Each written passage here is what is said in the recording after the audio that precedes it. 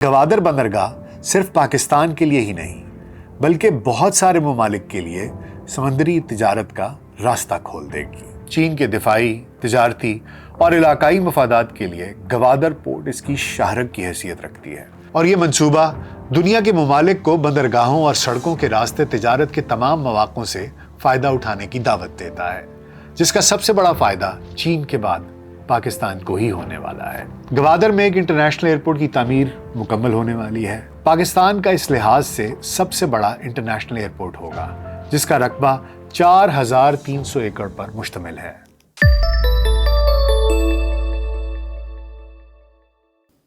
VLC pod cost میں doctor ناصر bag کے ساتھ خاکسار آپ کی خدمت میں حاضر ہے۔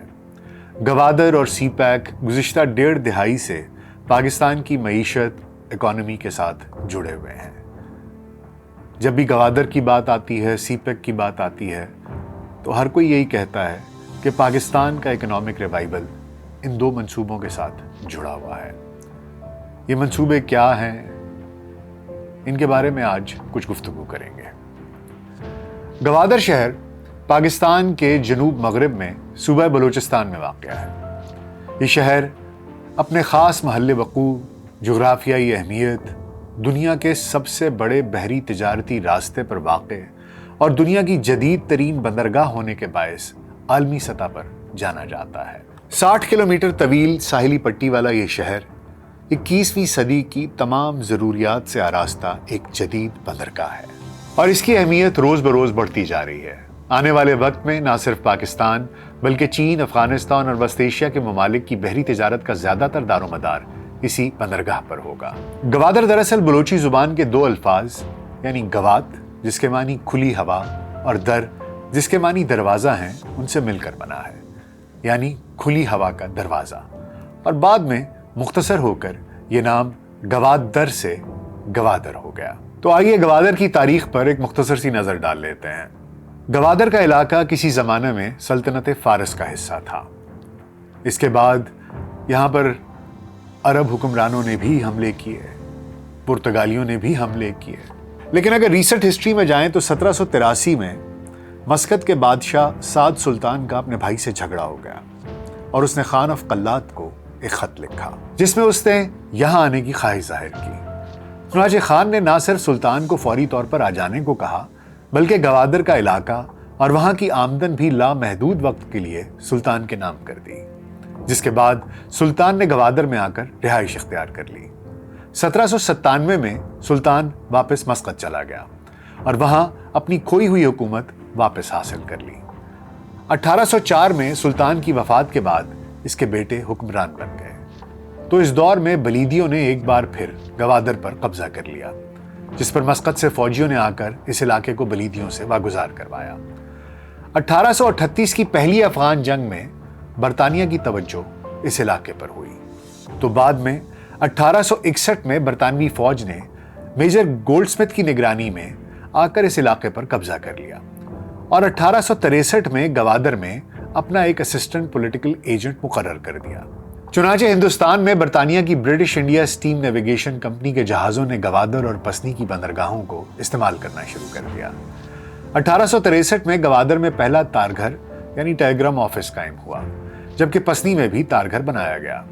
1894 کو گوادر میں پہلا پوسٹ آفس کھلا، جبکہ 1903 کو پسنی اور 1904 کو اورماڑہ میں ڈاک خانے قائم کیے گئے۔ 1947 میں جب بر صغیر کی تقسیم ہوئی اور بھارت اور پاکستان کے نام سے دو بڑی ریاستیں معرض وجود میں آئیں، تو اس وقت گوادر عمان کی ملکیت تھا۔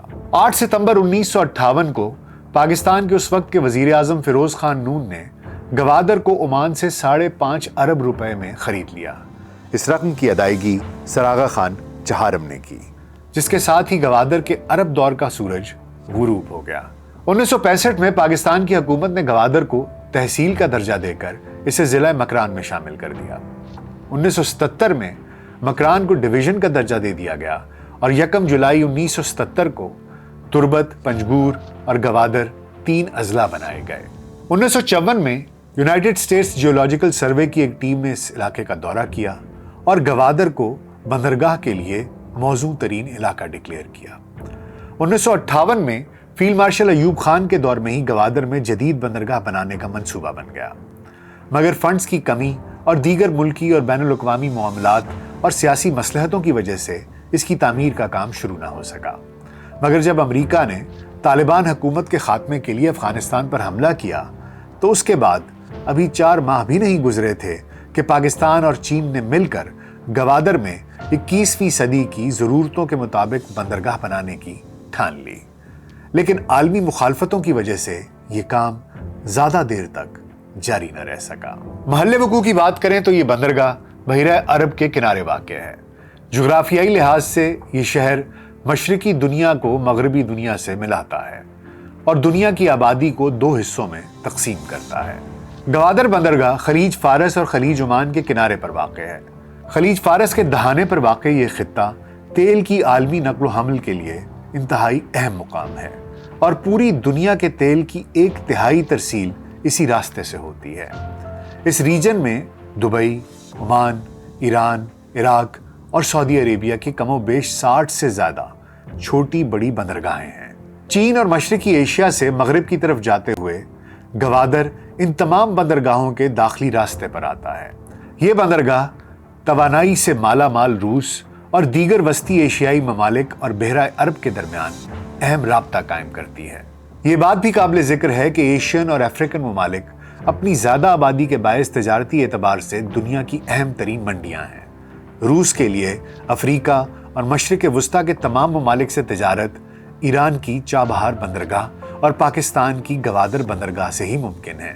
پاکستان کے اطراف میں بہت سے ایسے ممالک ہیں جن کے چاروں اطراف زمین ہے، یعنی وہ لینڈ لاکڈ ہیں۔ ان کے پاس تجارت کے لیے کوئی سمندری راستہ موجود نہیں۔ ان ممالک میں ازبکستان، تاجکستان، قازقستان، افغانستان اور وسط ایشیا کے دیگر ممالک شامل ہیں جن کو گوادر تک راستہ فراہم کیا جا رہا ہے تاکہ وہ بھی دنیا میں اپنی برآمدات کر سکیں۔ یعنی گوادر بندرگاہ صرف پاکستان کے لیے ہی نہیں بلکہ بہت سارے ممالک کے لیے سمندری تجارت کا راستہ کھول دے گی۔ اگر یہ سارے ممالک گوادر بندرگاہ سے تجارت کرتے ہیں تو ایک اندازے کے مطابق پاکستان کو صرف ٹول ٹیکس کی مد میں سالانہ 20 سے 25 ارب روپے کی آمدنی متوقع ہے۔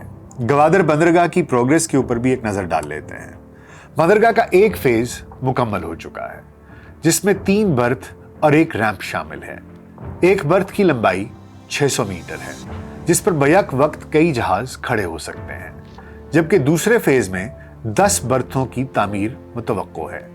بندرگاہ چلانے کے لیے تمام بنیادی سامان اور آلات بھی لگ چکے ہیں، مگر یہاں پر کام اس لیے نہیں ہو رہا کہ دوسرے علاقوں جیسے وسط ایشیا کے ممالک کے لیے رابطہ سڑکیں موجود نہیں ہیں اور اس مقصد کے لیے کئی بین الاقوامی معیار کی سڑکیں بنوائی جا رہی ہیں۔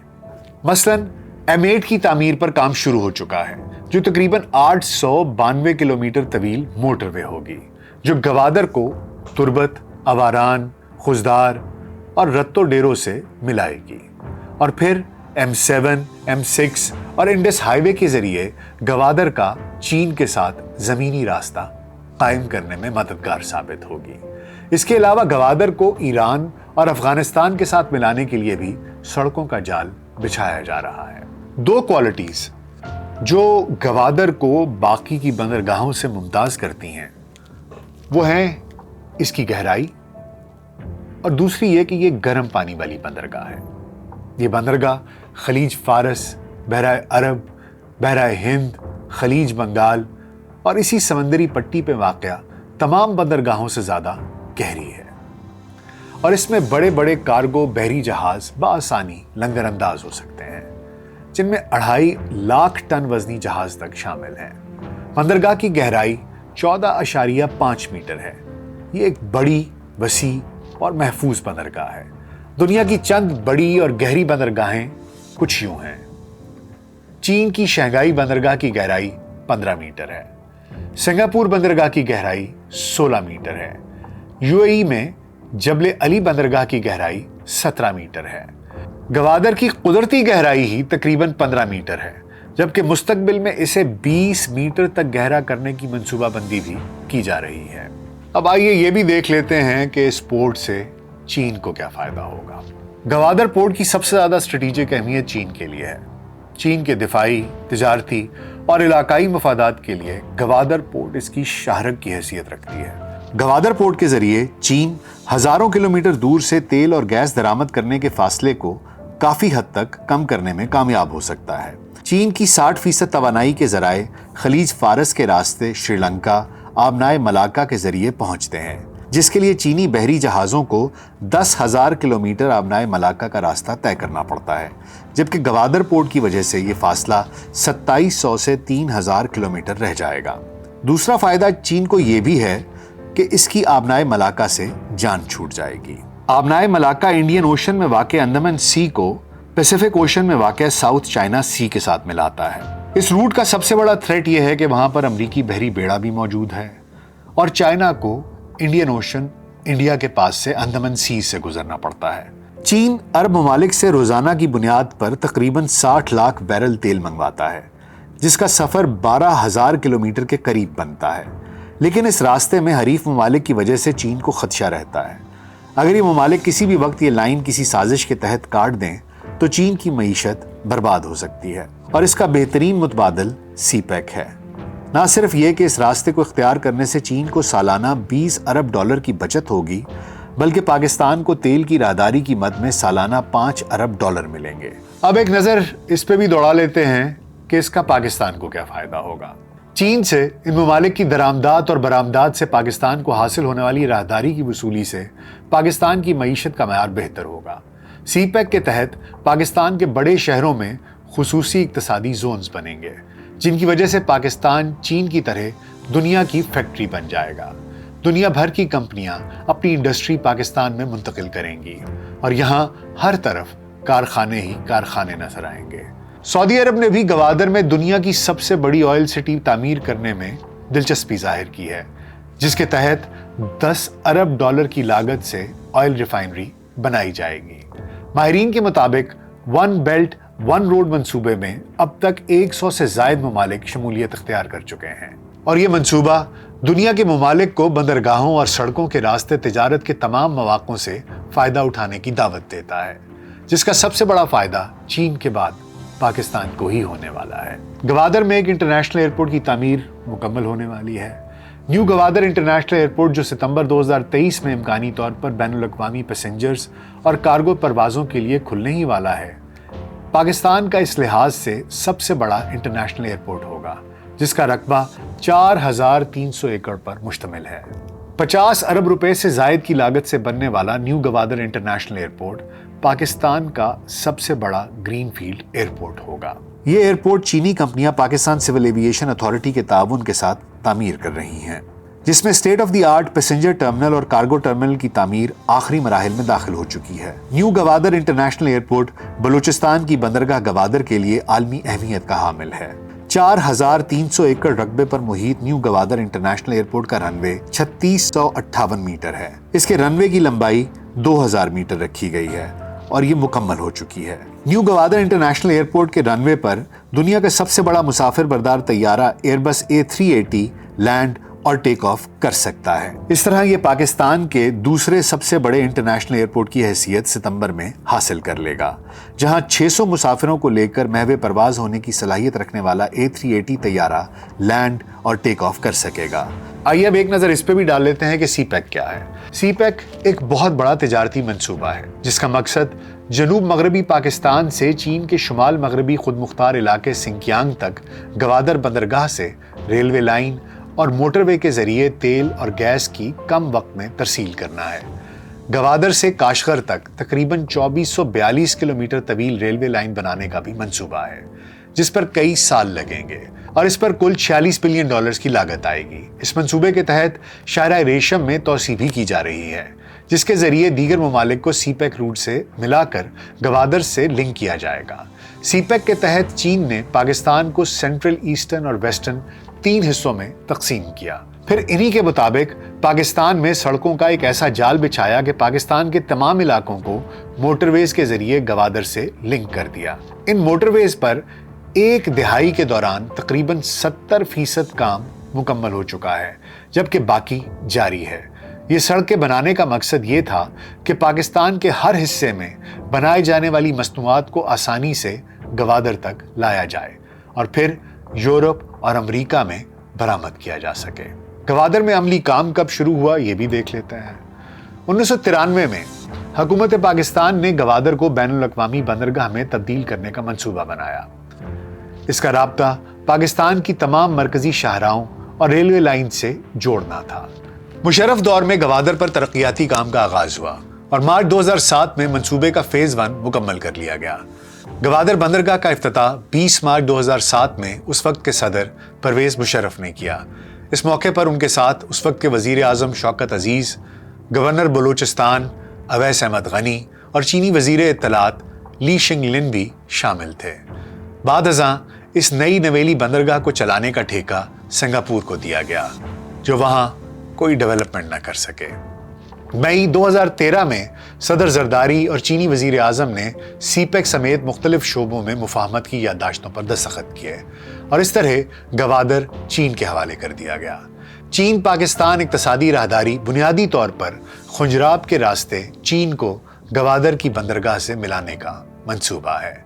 अप्रैल 2015 में नवाज शरीफ के दौर में सीपेक के हवाले से चीन के साथ 46 अरब डॉलर्स की 51 याददाश्तों पर दस्तखत किए गए।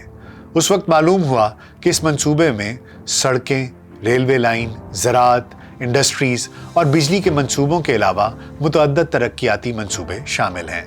नवंबर 2007 में लॉन्ग टर्म मुआहदे की मुद्दत के समझौते पर दस्तखत किए गए, जिसका दौरानिया 2017 से 2030 है। इस समझौते का पहला मरहला 2020 तक मुकम्मल होना था। दरमियानी मरहले के लिए 2025 तक का वक्त तय किया गया था और तीसरा मरहला 2030 तक मुकम्मल होना था।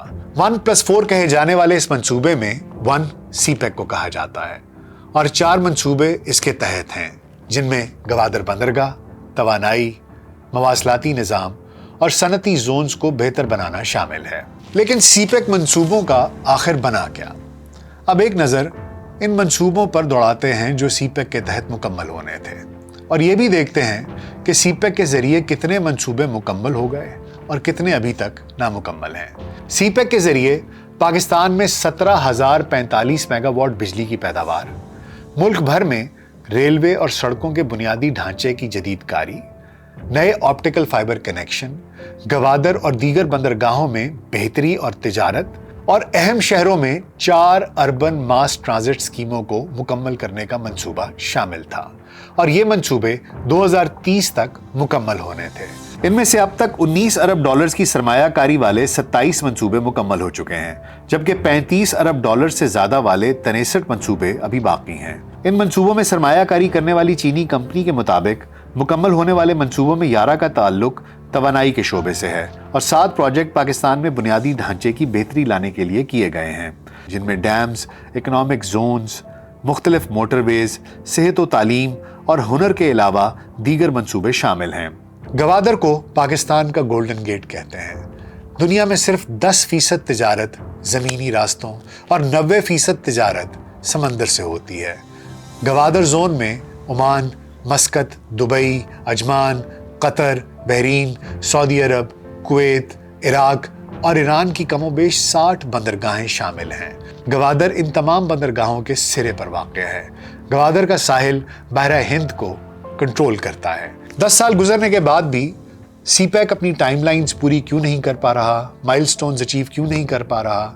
उसकी एक वजह यह भी कही जाती है कि चाइना ने जो मुआहदे पाकिस्तान के साथ किए हैं सीपेक के हवाले से, उनमें चाइनीज़ कंपनियों के मफादात के तहफ़्फ़ुज़ को मलूज़ खातिर रखा गया है और उसमें पाकिस्तान को नुकसान हो रहा है, जिसकी वजह से पाकिस्तान शदीद माली बहरान का भी शिकार है।